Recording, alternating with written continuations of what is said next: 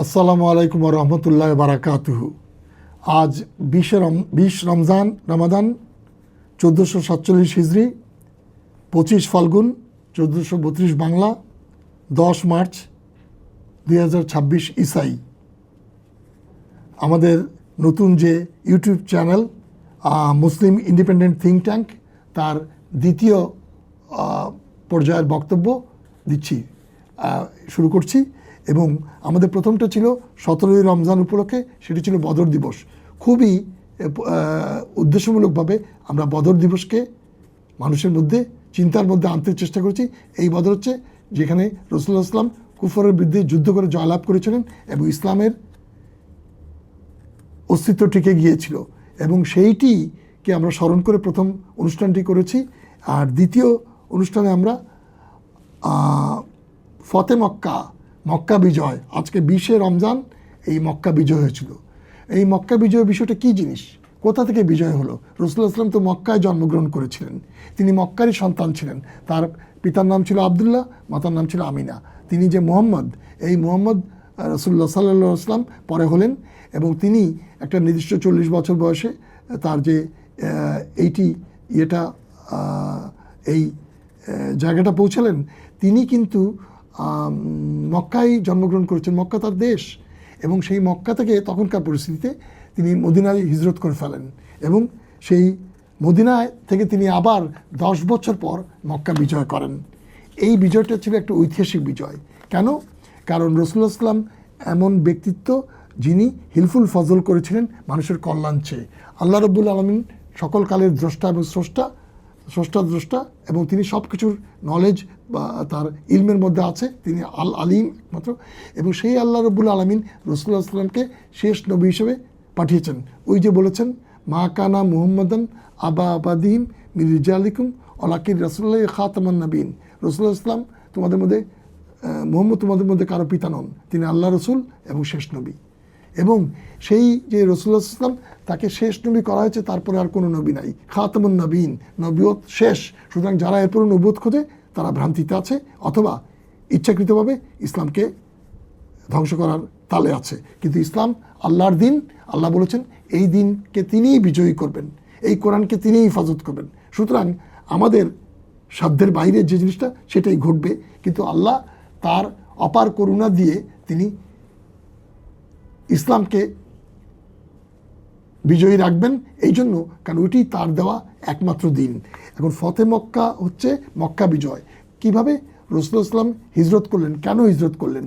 কারণ তিনি 13 বছর মক্কায় ইসলাম প্রচার করেছেন, প্রথমে গোপনে, তারপর প্রকাশ্যে। যখন তিনি ওহীপ্রাপ্ত হলেন, এবং আমরা অনেক রকম ভুল চিন্তা নিয়ে থাকি, সেটা হচ্ছে আমরা যারা মক্কায় হজ করতে গিয়েছি তারা দেখেছি ওই হেরা পর্বতের ওখানে গিয়ে মানুষ ওখানে গিয়ে নানা রকম নামাজ বা অন্য কিছু আদায় করে।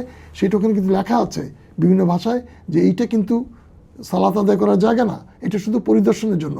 এখানে রাসূলুল্লাহ সাল্লাম এসেছিলেন এই হেরা পর্বতের গুহায়, জিবরাইল আলাইহিস সালাম আল্লাহর তরফ থেকে তার কাছে প্রথম কোরআনে বাণী ইকরা বিসমি রাব্বিকাল লাযী খালাক এটি এনেছিলেন, এবং তারপর তার একটা কন্টিনিউটি চলে। এবং এই যে রাসূলুল্লাহ সাল্লাম এখানে চলে যান, এরপর তিনি ওখান থেকে চলে আসেন, এরপর তিনি দীর্ঘকাল বেঁচে ছিলেন, ইসলাম প্রচার করেছেন বহু বছর, কিন্তু তিনি আর কখনো হেরা পর্বতের গুহায় যাননি। ঠিক এইভাবে গারে সৌর, যেখানে মদিনা হিজরত করার সময় সেখানেও গিয়ে দেখি নামাজ পড়ে, সেখানেও লেখা আছে এটি নামাজ পড়ার জায়গা না, কেবল পরিদর্শন বা জিয়ারত করার জন্য জায়গা, পরিদর্শনের জন্য জায়গা।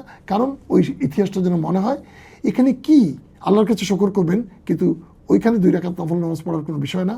এই জন্য যে ওখানেও কিন্তু রাসূলুল্লাহ সাল্লাম আবু বকর রাদিয়াল্লাহু আনহুকে নিয়ে লুকিয়েছিলেন, এবং সেখান থেকে তিনি ক্রমেই মদিনার দিকে এগিয়ে চলে যান। এই মদিনায় যাওয়া মানে কি, তার দেশ থেকে তাকে বিতাড়ন করা হয়েছে। তিনি কিন্তু তায়েফে গিয়েছিলেন, সেখানেও তিনি অত্যন্ত অপদস্থ হয়েছেন। আল্লাহর তরফ থেকে জিবরাইল আলাইহিস সালামকে দিয়ে জানানো হয়েছিল যে 2 পাহাড় দিয়ে দেখে পিষে দেবো নাকি, এবং আল্লাহ রাসূল সাল্লাল্লাহু আলাইহি ওয়াসাল্লাম বলেছিলেন না। তার কারণ হচ্ছে, তাহলে কে ইসলামের জন্য কাকে আমি আহ্বান করব?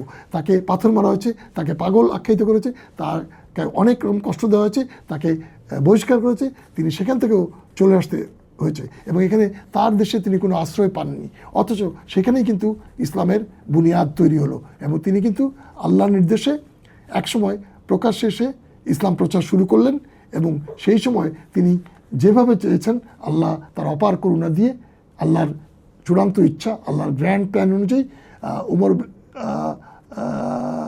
রাদিয়াল্লাহু আনহু এবং খালিদ রাদিয়াল্লাহু আনহু এই দুইজন কিন্তু ইসলাম গ্রহণ করেছেন। রাসূলুল্লাহ সাল্লাল্লাহু আলাইহি ওয়াসাল্লাম তাদের জন্য দোয়া করেছিলেন, আল্লাহ এই দুজনকে অথবা একজনকে আমার জন্য ইসলামের জন্য কবুল করো, এবং তারা দুজনেই ইসলামের পতাকা তোলে চলে এসেছিলেন।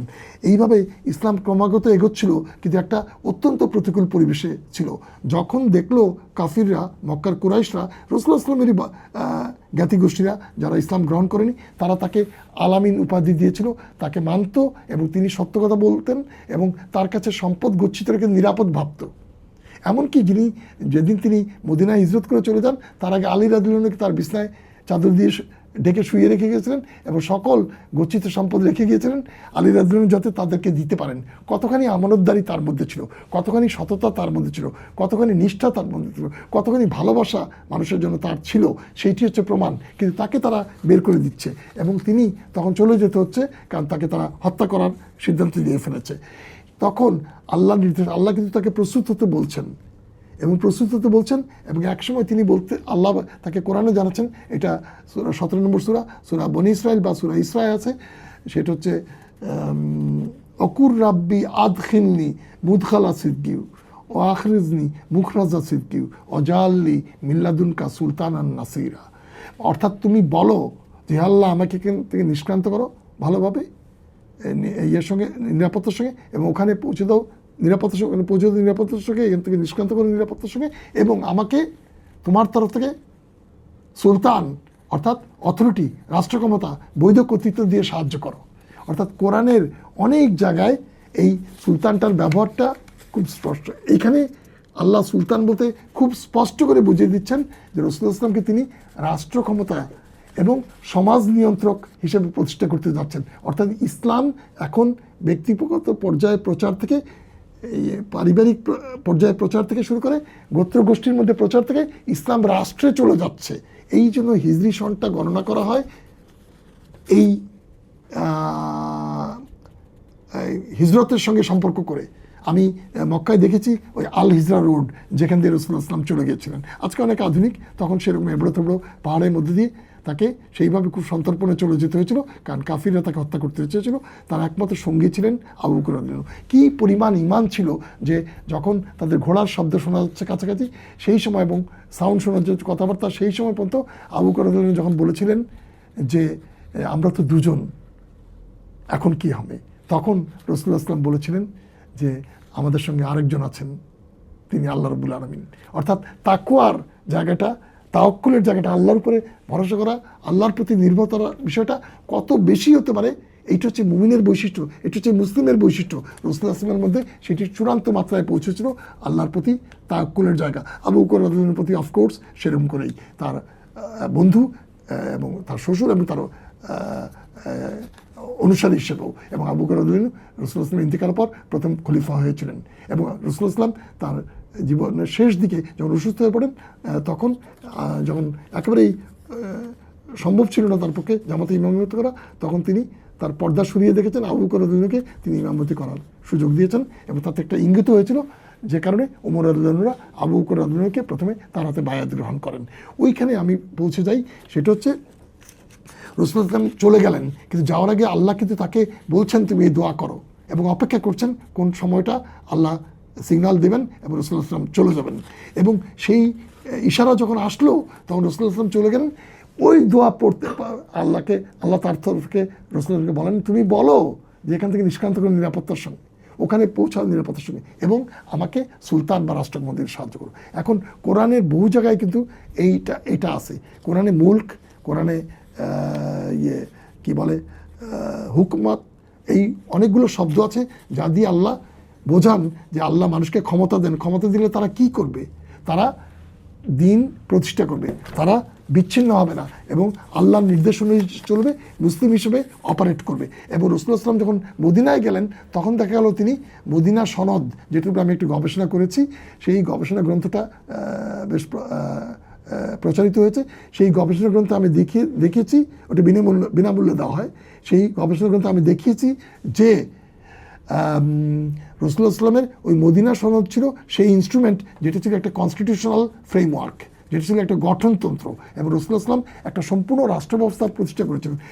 এটা ইউরোপিয়ান ঐতিহাসিক, মুসলিম ঐতিহাসিক, হিন্দু ঐতিহাসিক এবং অন্য ধর্মাবলম্বীরাও এবং বিভিন্ন দেশের ঐতিহাসিকরা বিভিন্ন কালে এটা স্বীকার করেছেন যে রাসূলুল্লাহ সাল্লাম মদিনায় একটা রাষ্ট্র ব্যবস্থা, আল মদিনা আল মুনওয়ারায় একটা ইসলামী রাষ্ট্র ব্যবস্থা কায়েম করেছিলেন। কিসের ভিত্তিতে? মদিনা সনদের ভিত্তিতে। কিন্তু সেইটার মূল জায়গাটা কী ছিল?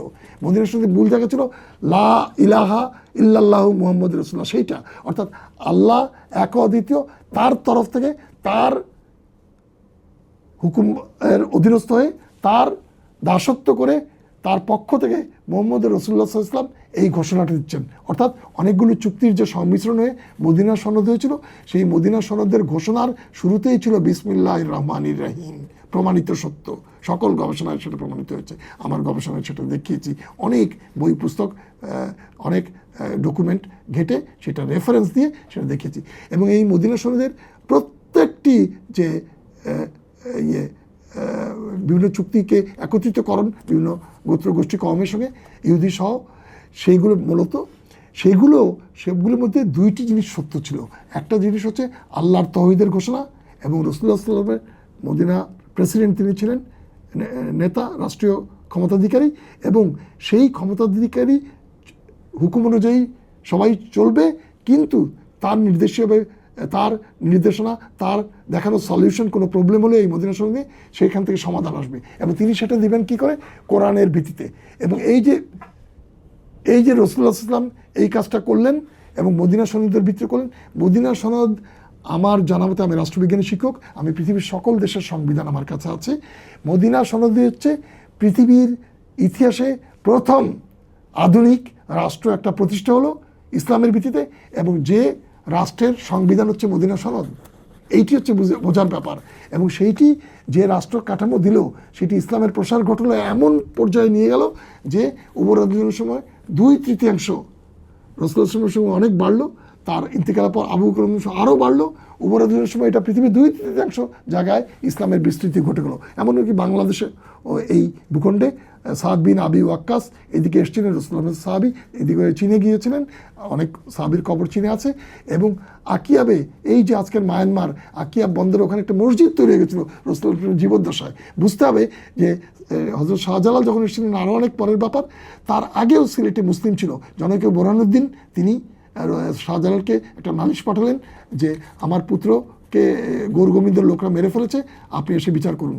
তার মানে বুরহানুদ্দিন আগেই, বুরহানুদ্দিন দিনের প্রমাণ, তিনি সেই নামধারী তখন সিলেটে ছিলেন। তাহলে বোঝা যাচ্ছে ইসলামের যে বিকাশটা বিশ্বময় হলো, সেটি রাসূলুল্লাহ সাল্লাল্লাহু আলাইহি ওয়াসাল্লামের মাধ্যমে হলো, এবং সেইটি কিন্তু মদিনা কেন্দ্রিক রাষ্ট্র থেকে হলো। কারণ তিনি মদিনা থেকে চারদিকে দাওয়াতি কর্ম করার জন্য অনেক প্রতিকূলতার মধ্যে, অনেক বাধার মধ্যে অনেক সাহাবীকে শহীদ করে ফেলা হয়েছে, অনেককে অপমান করা হয়েছে, রাসূলুল্লাহ সাল্লাল্লাহু আলাইহি ওয়াসাল্লামের চিঠি কোটি কোটি করে ছিঁড়ে ফেলা হয়েছে, তাও কিন্তু তিনি দিনের দাওয়াতের কাজ বন্ধ করেননি। এবং যুগপতি ইসলার কাজ এখানে এই গাফিল যারা মুমিন হয়েছে, ওই যে এই জন্য আল্লাহ বারংবার কোরআনে বলেন ইয়া আল্লাযিনা আমানু, হে মানুষেরা যারা ঈমান এনেছো। আর কখনো বলেন মুমিন, মুমিন মানে আল্লাহ সার্টিফিকেট দিচ্ছেন এরা মুমিন, কিন্তু যখন বলেন ইয়া আল্লাযিনা আমানু, তার অনুবাদ হবে হে মানুষেরা যারা ঈমান এনেছো। এই ঈমান আনারা ব্যক্তিরা কিন্তু এখনও কিন্তু ইয়া আল্লাযিনা আমানু আমিনু, অর্থাৎ যারা ঈমান হচ্ছে ঈমান আনো। তার মানে কি? তার মানে হচ্ছে যে ঈমানটা পূর্ণাঙ্গ হয় নাই। তাহলে ঈমান হচ্ছে মুখে, অন্তরে এবং আমলে, এই 3 জায়গায় যদি আমরা সেটা করতে পারি এবং পুরো জীবনে যদি সেটাকে প্র্যাকটিস করতে পারি, তাহলে আমরা ঈমানদার হলাম, মুমিন হলাম, আমরা মুসলিম হলাম। এখন এই যে একটা রাষ্ট্র গঠন করা হলো, এই রাষ্ট্রটাকে মক্কার কুরাইশরা থাকতে দেবে না, এবং ভেতরে অন্তর্ঘাত চালাতে লাগলো। যে ইহুদিরা চুক্তিতে এসেছিল, তারা একদিকে তারা অন্তর্ঘাত চালালো, আরেকদিকে মক্কার কুরাইশরা। এর ফলে যেটা হলো, মদিনায় ইসলামের শিশু রাষ্ট্রটি, মুসলিম ইসলামী রাষ্ট্রটি, সেটি একটা বিপদের মধ্যে হলো। এরকম একটা অবস্থায় রাসূলুল্লাহ সাল্লাল্লাহু আলাইহি ওয়াসাল্লামকে যখন নিঃশেষ করে দেওয়ার জন্য, ইসলামী রাষ্ট্রকে নিকেশ করে দেওয়ার জন্য যখন মক্কা থেকে একটা অগ্রাজীবান আক্রমণকারী দল আসলো এবং তারা একটা বিরাট একটা শক্তি নিয়ে তৎকালের পরিপ্রেক্ষিতে এই বদরের প্রান্তরে এসে উপস্থিত এবং রাসূলুল্লাহ সাল্লাল্লাহু আলাইহি ওয়াসাল্লাম বদরের প্রান্তরে এসে তার বাহিনী নিয়ে উপস্থিত ছিলেন এবং সংখ্যায় 313 জন, অত্যন্ত কম, এবং তারা তার 3-4 গুণ বেশি। এবং সেই অবস্থায় এবং একটা প্রাণপণ একটা যুদ্ধ করে এবং প্রচুর মানে রক্তক্ষয়ের মধ্যে দিয়ে এবং ইসলামের ইতিহাসে 70 জনের মতো শহীদ হয়ে এবং বদরের যুদ্ধে ইসলামের বিজয় হয়। এই বিজয়ের পর 10টি বছর মদিনায় রাসূলুল্লাহ সাল্লাল্লাহু আলাইহি ওয়াসাল্লাম ইসলামী রাষ্ট্র পরিচালনা করেছেন এবং তারপরে তার লক্ষ্য হয়েছে যে মক্কায় ইসলামের প্রসারটা করা। সেই জন্য তিনি দাওয়াতি কর্মজীবন করেছেন এবং প্রস্তুতি নিয়েছেন। এই প্রস্তুতি নেওয়ার পর 10ম হিজরিতে যখন এমনই অবস্থা হলো, রাসূলুল্লাহ সাল্লাল্লাহু আলাইহি ওয়াসাল্লাম যখন অগ্রাভিযান করবেন, কিসের ভিত্তিতে? তিনি তার হজ করবেন। তিনি জীবনে ওই একবারই হজ করেছেন, সেই হজটা হচ্ছে বিদায় হজ বলে পরিচিত। এই সময় যখন আসবেন তখন কিন্তু এমনই অবস্থা হলো, ইসলামের প্রচার প্রসার, তার সত্যতা, তার গ্রহণযোগ্যতা এবং আল্লাহর লা শারীকা আল্লাহর এই ঘোষণাটা, এটি মানে লক্ষাধিক সাহাবীর মধ্যে পৌঁছে গেছে, আরও ইসলামের বিভিন্ন জায়গায় পৌঁছে গেছে এবং মক্কারও প্রচুর লোক প্রস্তুত হয়ে গেছে ইসলামকে গ্রহণ করার জন্য। ফলে রাসূলুল্লাহ সাল্লাল্লাহু আলাইহি ওয়াসাল্লাম যখন আসলেন তখন কিন্তু এই আশঙ্কা ছিল যে যুদ্ধ হতেও পারতো, কিন্তু যুদ্ধটা এমন হলো, মক্কা বিজয় এমন হলো, সামান্য কিছু বাধা ছাড়া আর কিছুই ঘটল। রাসূলুল্লাহ সাল্লাল্লাহু আলাইহি ওয়াসাল্লাম মক্কায় প্রবেশ করলেন এবং মক্কা বিজিত হলো এবং তিনি মক্কা জয় করার পর কুরাইশরা, কাফিররা পরাজয়ের পর আত্মসমর্পণ করে আবু সুফিয়ান সহ সবাই মক্কার কুরাইশ নেতারা ইসলাম গ্রহণ করলো। ইসলামের বিস্তৃতি দিকে দিকে ছড়িয়ে পড়লো এবং রাসূলুল্লাহ সাল্লাল্লাহু আলাইহি ওয়াসাল্লাম ফিরে গেলেন কোথায়? সেই কৃতজ্ঞতা স্বরূপ যে মদিনাবাসী তাকে আশ্রয় দিয়েছিল, যেখানে তিনি একটি ইসলামী রাষ্ট্র গঠন করেছিলেন, তিনি কিন্তু সেখানে ফিরে গেলেন। তার জন্মভূমি ছিল মক্কা। আমি সেই বাড়ির পরবর্তী অনেক সংস্করণ হয়েছে, কিন্তু সেই বাড়িটিও আমি দেখেছি এবং সেই বাড়িতে কিন্তু তিনি আর ওই যে এলেন বিদায় হজের সময়, এরপরে কিন্তু তিনি আর কখনো আসেননি। তিনি এর আগেও কিন্তু 10 বছর তিনি মদিনায় ছিলেন, তিনি সেই মদিনায় ফেরত গেলেন। কিন্তু আমাদের মূল প্রপোজিশন হচ্ছে ওইটা বোঝা যে ফতে মক্কাটার তাৎপর্য কী। ফতে মক্কা হচ্ছে সেইটা যে একটা ইসলামী রাষ্ট্র তার বাহিনী সহ মক্কা বিজয় পেয়েছে, এইটি হচ্ছে প্রথম জায়গা। এবং রাসূলুল্লাহ সাল্লাল্লাহু আলাইহি ওয়াসাল্লাম প্রতিষ্ঠিত হয়েছেন এবং ইসলাম প্রতিষ্ঠিত হয়েছে এবং কুরাইশরা তাদের একটা বিরাট অংশ ভুল স্বীকার করে তারা সবাই এনমাসেই মুসলিম হয়ে গেছে। তাহলে মক্কা বিজয় হচ্ছে একটা রাষ্ট্র, ইসলামী রাষ্ট্রের তরফ থেকে তার সেই মদিনার ক্ষেত্র থেকে বেরিয়ে আসা এবং বেরিয়ে এসে মক্কা যেখানে হজ হয় সেই কাবা ঘর এবং তার আশেপাশের সকল অঞ্চলে ইসলামের প্রতিষ্ঠা, যেখানে সবচেয়ে বিরোধিতা সেখান থেকে হয়েছিল সেইটা। একটা জিনিস লক্ষণীয়, ইসমাইল আলাইহিস সালামের পর কিন্তু তার বংশধর হচ্ছে রাসূলুল্লাহ সাল্লাল্লাহু আলাইহি ওয়াসাল্লাম এবং রাসূলুল্লাহ সাল্লাল্লাহু আলাইহি ওয়াসাল্লাম ছাড়া এই কয়েকশো বছর ঈসা আলাইহিস সালামের পর আর কোনো নবী কেউ নাই, কিন্তু কুরাইশদের মধ্যে কুরাইশরা কখনো কোনো নবী পায় নাই। আশ্চর্য, কুরাইশরা সবচেয়ে কুফরি করলো, কুরাইশরা সবচেয়ে রাসূলুল্লাহ সাল্লাল্লাহু আলাইহি ওয়াসাল্লামের যন্ত্রণা দিল, অথচ এই কুরাইশ বংশ থেকেই একজন হাশিম বংশ থেকে রাসূলুল্লাহ সাল্লাল্লাহু আলাইহি ওয়াসাল্লামকে আল্লাহ প্রেরণ করলেন। এবং এই মক্কা বিজয় কিন্তু প্রথমবারের মতো মদিনার রাষ্ট্র প্রতিষ্ঠার মতো সেই জায়গা যেটা হচ্ছে পুরো বিশ্বকে জানিয়ে দিল যে ইসলাম ক্রমাগতভাবে একটা অ্যাডভান্সমেন্টের দিকে যাচ্ছে এবং সত্যের বিজয় হচ্ছে। এবং ওই যে বাতিলের বিরুদ্ধে হকের বিজয়, ওই যে মিথ্যার বিরুদ্ধে সত্যের বিজয়, ওই যে কুফরের বিরুদ্ধে ইসলামের বিজয়, সেইটির যে নমুনা, সেইটির যে সবচেয়ে বড় নিশানা, সেটা হচ্ছে প্রথম সর্বোচ্চ নিশানা হচ্ছে মক্কা থেকে মদিনায় হিজরত করে গিয়ে ইসলামী রাষ্ট্র গঠন করা। দ্বিতীয় সর্বোচ্চ নিশানা হচ্ছে ফতে মক্কা। ফতে মক্কার মাধ্যমেই, অর্থাৎ মক্কা বিজয়ের মাধ্যমে, মক্কাকে জয় করার মাধ্যমেই কিন্তু রাসূলুল্লাহ সাল্লাল্লাহু আলাইহি ওয়াসাল্লাম সেই জায়গায় পৌঁছালেন।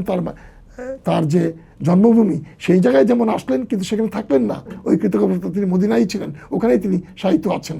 এবং আবু বকর, উমর রাদিয়াল্লাহু আনহু, ওসমান রাদিয়াল্লাহু আলী রাদিয়াল্লাহু সবাই ওখানে রয়ে গেছেন, কিন্তু ওখানেই তাদের কবরস্থ হয়েছেন। তো ওইটি মনে রাখতে হবে যে ফতে মক্কার মাধ্যমে কিন্তু একটা সিগনিফিক্যান্ট চেঞ্জ বিশ্ব পরিসরে আসলো। ইসলাম একটা শক্তি, যে শক্তি বলে সকল কুফরের বিরুদ্ধে দাঁড়িয়ে আল্লাহ এক অদ্বিতীয়, লা ইলাহা ইল্লাল্লাহ, এই বাণীটা ঘোষণা দেয়। এবং এইখানে আল্লাহর সমকক্ষ কেউ নাই, অলাম ইয়াকুল্লাহু কুফুয়ান আহাদ, এই ঘোষণা দেওয়া হয়। এবং এই ঘোষণার মধ্যে যেটি করা হয় সেটি কি, সেটি হচ্ছে জানিয়ে দেওয়া হয় অন্য সকল মানবরচিত আইন, অন্য সকল মানবরচিত বিধান, অন্য সকল মানবরচিত কানুন, মানবরচিত প্রতিষ্ঠানাদি, মানবরচিত দর্শন, এই সব কিছু হচ্ছে সীমাবদ্ধতাযুক্ত মানুষের দ্বারা সৃষ্ট। কিন্তু একমাত্র ইসলাম, যেটি শেষ ভাষ্য হচ্ছে কোরআন, এবং এটি আল্লাহর দ্বারা হেফাজতকৃত এবং আল্লাহর দ্বারা প্রদত্ত। এইটার যে সুপারন্যাচারাল ডাইমেনশন, এই ডাইমেনশনটা অন্য কারোর সঙ্গে নাই। সুতরাং পলিথিইজম বা বহুত্ববাদ বা বহু ঈশ্বরবাদ, তার বিরুদ্ধে একমাত্র কেউ নেই, লা, এই লা দিয়ে শুরু হচ্ছে ইসলাম। অর্থাৎ আগে নিগেট করো, সবাইকে অন্তর থেকে সরাও এবং ইসলামকে স্থান দাও, আল্লাহকে স্থান দাও, এবং আল্লাহর কোনো শরিক নাই। এই ঘোষণার সবচেয়ে উচ্চকিত প্রথম ঘোষণা হচ্ছে মক্কায় 13 বছর ধরে কষ্ট সৃষ্টি চলার পর, অনেক যাতনা পাওয়ার পর, হিজরত করার পর, হিজরত দিয়ে ইসলামের তারিখ, ইসলামের দিন গণনা, এবং সেইটি থেকে একটা রাষ্ট্র কাঠামোর মাধ্যমে ইসলামের প্রতিষ্ঠা হলো। পৃথিবীর ইতিহাসে প্রথম ইসলামী রাষ্ট্র, এবং নমুনা দেখে দিল কোরআন বাস্তবে বাস্তবায়ন করা সম্ভব। রাসূলুল্লাহ সেটা দেখালেন ইসলামী জীবন করে মদিনায়। তৃতীয় যেটা হচ্ছে মক্কা বিজয়ের মাধ্যমে সেইটির ডেমনস্ট্রেশন হয়ে গেল বিশ্ব পরিসরে, এবং তারপর সমগ্র বিশ্বে ইসলাম অত্যন্ত দ্রুত ছড়িয়ে পড়ে। তাহলে দেখা গেল কি, যে পৌত্তলিকতা, শিরকি মতবাদ, কুফর এবং সকল রকম বৌদ্ধবাদী যে চিন্তা, অর্থাৎ পলিথিইজম, সেই পলিথিইজমের বিরুদ্ধে প্যাগানিজম, এই যে পুতুলকে পূজা করা, এই যে মূর্তি পূজার বিরুদ্ধে সবচেয়ে বড় সিগনিফিক্যান্ট বিজয় হচ্ছে এক আল্লাহর ঘোষণা। এবং সেখানে কিন্তু মক্কার কাবায় যত মূর্তি ছিল সেগুলি ভেঙে ফেলা হলো, এমনকি ওই সাফা মারোয়ার উপরে যে দুটো ছিল সেটা ভেঙে ফেলো। রাসূলুল্লাহ সাল্লাল্লাহু আলাইহি ওয়াসাল্লাম একবার বলেছিলেন তিনি মূর্তিকে ভাঙার জন্য তাকে পাঠানো হয়েছে। অর্থাৎ রাসূলুল্লাহ সাল্লাল্লাহু আলাইহি ওয়াসাল্লাম কিন্তু শেষ পর্যন্ত মূর্তি পূজার বিরুদ্ধে মানুষকে উচ্চকিত করেছিলেন। মানুষ এত বড়, সে নিজের ভগবান বা ভগবতীকে বানায় না, সে ঈশ্বরকে বানায় না, ঈশ্বরীকে বানায় না, তাকে বাজারে কিনতে পাওয়া যায় না। ইনি এমন একজন মালিক যাকে ধরা যায় না, ছোঁয়া যায় না, কিছু করা যায় না, কিন্তু তিনি আমাদের প্রাণশীলার চেয়েও কাছে থাকেন। তার নলেজ, তার ইলম, তার কুওয়াত, তার কুদরত, তার ক্ষমতা, তার নিয়ন্ত্রণ দিয়ে। কিন্তু তিনি কোথায় আমরা জানি না, তিনি আছেন কোথায়, তার অস্তিত্ব তো, তিনি অস্তিত্বশীল, তিনি আল হাইয়ু আল কাইয়ুম, চিরজীবন থাকবেন, তিনি আল আউয়াল আল আখির, কিন্তু তিনি থাকেন সে আরশে আজিমে, সেইখানে তার ক্ষমতা কেন্দ্র। আমরা কিছুই জানি না, আল্লাহ আছেন, এটা আমাদের বিশ্বাস করতে বলা হয়েছে, আমরা বিশ্বাস করি। আমরা দুইটা জায়গায় আয়াত দেখি, একটি কোরআনে, আমি আগের এপিসোডে বলেছি, আরেকটি প্রকৃতিতে। এই দুই জায়গায় আমরা আল্লাহকে দেখতে পাই, আল্লাহর ইশারা দেখতে পাই। অর্থাৎ এই দুটি জিনিসে যে আল্লাহর দেওয়া, একটা হলো আল্লাহর কাউল, যেটা হচ্ছে আমাদের জীবন চালাতে হবে, আরেকটা হচ্ছে চারদিকে দৃষ্টান্ত দেখো, এবং সেই চারদিকে নমুনা দেখো, প্রকৃতি দেখো।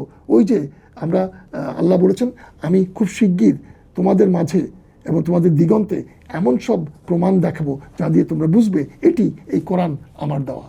এইটি হচ্ছে বোঝার বিষয়। তাহলে আমরা যে মুসলিম হলাম, আমরা যে ইসলামের অনুসারী হলাম, এবং ইসলাম যে একটা প্র্যাকটিসিং রিলিজন প্র্যাকটিসড হলো, এবং ইসলাম যে ইমপ্লিমেন্টেড হলো, তার সবচেয়ে বড় উদাহরণ হচ্ছে মদিনা ইসলামী রাষ্ট্র। আর তার দ্বিতীয় সবচেয়ে উজ্জ্বল বিকাশ হচ্ছে ফতে মক্কা। এই ফতে মক্কার মাধ্যমেই ইসলাম কুফরির বিরুদ্ধে সবচেয়ে বড় বিজয় অর্জন করেছে।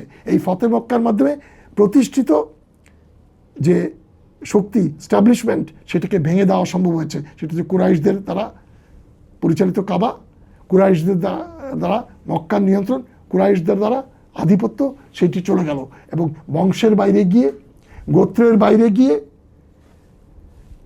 কওমের বাইরে গিয়ে, ইসলাম আসাবিয়ার বাইরে গিয়ে ইসলাম এমন একটা জায়গায় দাঁড় করালো, সেটা হচ্ছে সকল মানুষের জন্য জীবন, সকল মানুষ সমান, সাদা কালোর মধ্যে কোনো পার্থক্য নেই, ছোট বড়, ধনী দরিদ্রের মধ্যে কোনো পার্থক্য নেই, দাস মালিক কোনো পার্থক্য করা যাবে না। এমনকি নারী পুরুষকে কেউ কাউকে হেয় করতে পারবে না। যদিও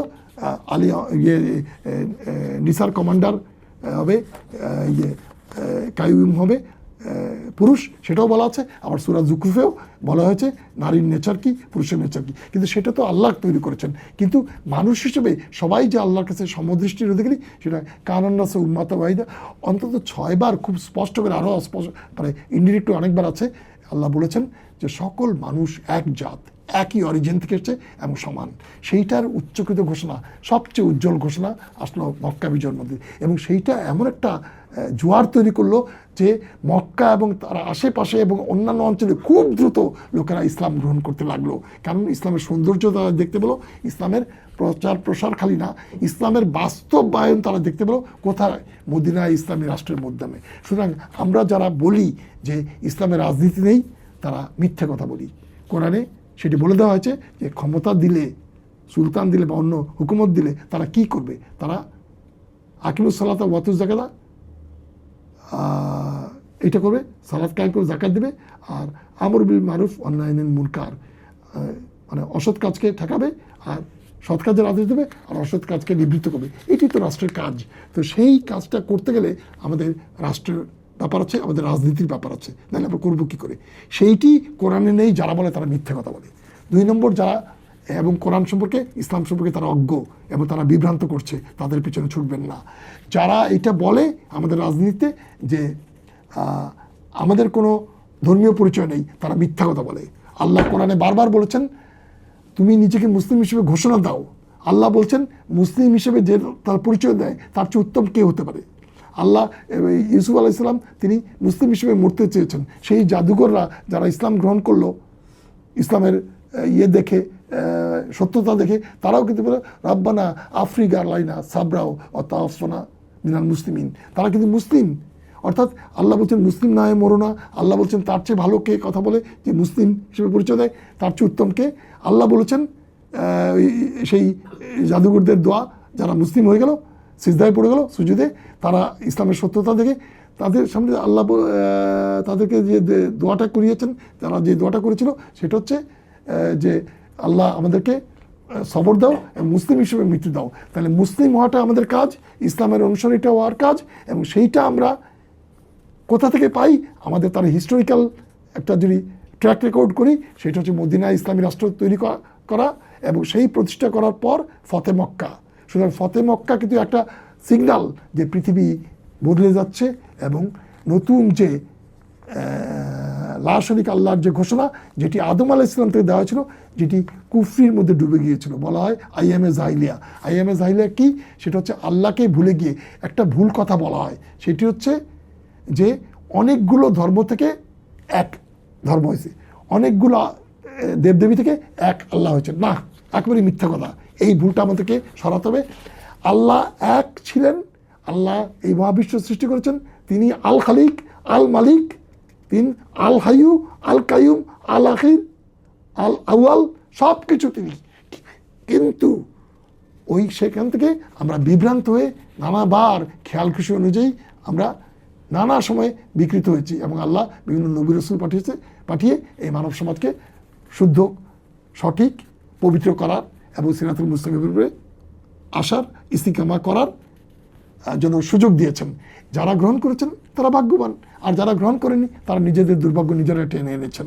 এবং এইটা কিন্তু হিসাবটা হবে চূড়ান্ত, এবং সেইটা হিসাবটা হবে আমাদের এই পৃথিবী থেকে চলে যাওয়ার পর।